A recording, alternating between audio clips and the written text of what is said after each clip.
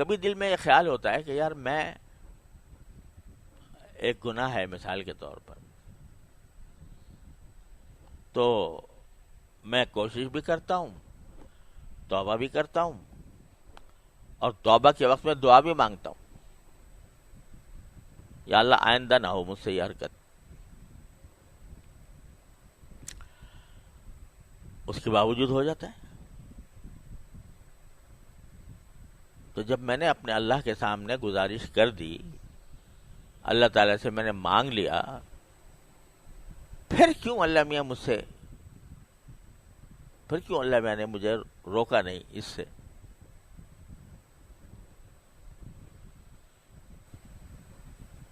اللہ تعالیٰ کی حکمت اور مشیت تو وہی جانتے ہیں. ہم اور آپ کہاں تک اس کی حکمت اور مشیتوں کو سمجھنے کی کوشش کریں گے؟ لیکن اللہ جل جلالہ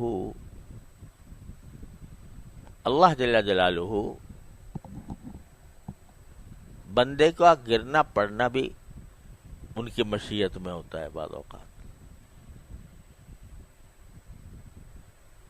سمجھے؟ گرنا پڑنا کیوں ہوتا ہے؟ تاکہ یہ مزید روئے، یہ مزید میری طرف متوجہ ہو، مزید مجھ سے توبہ مانگے، مزید مجھ سے معافی مانگے،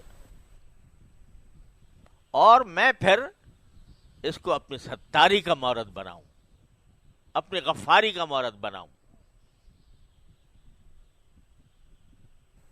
اس لیے بھی کرتے ہیں اللہ میں بعض اوقات.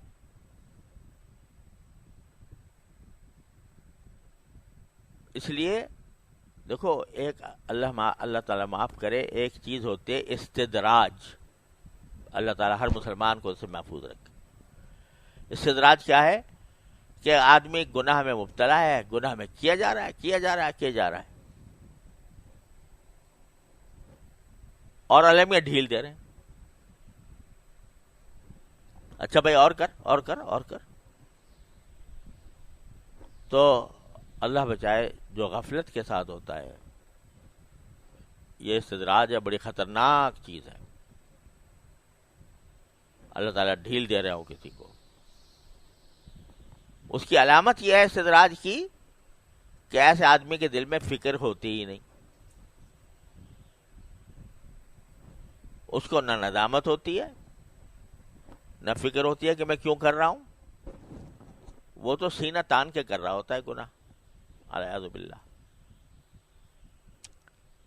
وہ تو ہے بڑی خطرناک چیز.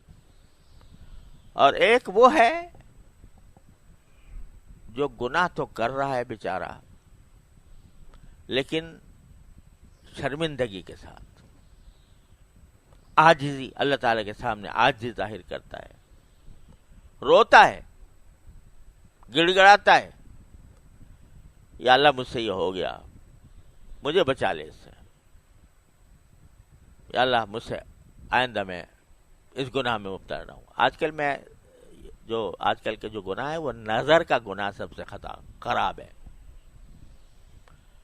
تو میں اس کی خاص طور پر، اور بھی غیبت سب پتہ نہیں کیا کیا ہم مبتلا رہتے ہیں جن گناہوں میں. اب ہم جیسے لوگ جن کا بہرحال کچھ نہ کچھ کسی بزرگ سے تعلق ہے، کسی کا پاس بیٹھنے کا موقع ملا ہے، کچھ دین کی تعلیم حاصل کی ہے، کچھ تعلیم دے رہے ہیں، تو ان سے یہ توقع تو مشکل ہے کہ وہ ان کو نماز چھوڑنے کا گناہ کریں گے، یا وہ معاذ اللہ شراب پی لیں گے. لیکن جو گناہ پھیلے ہوئے ہیں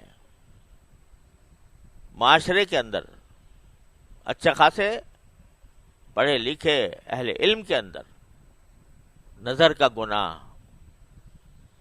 کان کا گناہ، غیبت کا سننا، زبان کا گناہ کہ زبان بے تکان چل رہی ہے یہ سوچے بغیر کہ میں سچ بول رہا ہوں یا جھوٹ بول رہا ہوں، میں مبالغہ اتنا کر رہا ہوں کہ وہ جھوٹ کی حد تک پہنچ رہا ہے، غیبت کر رہا ہوں کسی پر بہتان لگا رہا ہوں، کسی پر الزام لگا رہا ہوں، کسی کی دل آزاری کر رہا ہوں. یہ گناہ عام ہے، ہم سب میں. تو پہلے تو اس کا احساس ہونا چاہیے کہ ایک گناہ ہے، اور احساس ہونے کے بعد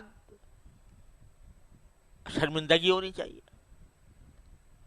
غیبت کر لی اور شرمندگی کوئی نہیں، اللہ بچائے. جب کیے جا رہے ہیں اور کوئی شرمندگی بھی نہیں، اس سے توبہ کرنے کا دھیان بھی نہیں، تو بھئی یہ خطرناک معاملہ ہے. لیکن اگر ہو گئی، مجلس میں بیٹھے تھے، وہاں پر کوئی کلمہ غیبت کا نکل گیا، بعد میں احساس ہوا کہ یا اللہ مجھ سے غلطی ہو گئی، توبہ کر لی. اب توبہ کرنے کے بعد پھر عہد بھی کر لیا، لیکن کسی وقت پھر مبتلا ہو گیا. فکر ہو اور پھر مبتلا ہو جائے تو پھر اس کو گھبرانا نہیں چاہیے، مایوس نہیں ہونا چاہیے. اللہ تبارک و تعالیٰ کے سے پھر توبہ کی طرف متوجہ ہو. بازا ہرنچ ہستی بازا، گر کافر و گبر و بت پرستی بازا، این درگہ ماں درگہ نومیدی نیست، صد بار اگر توبہ شکستی بازا. 100 بار بھی توبہ توڑی ہو، آ جاؤ میرے پاس. تو جب بندہ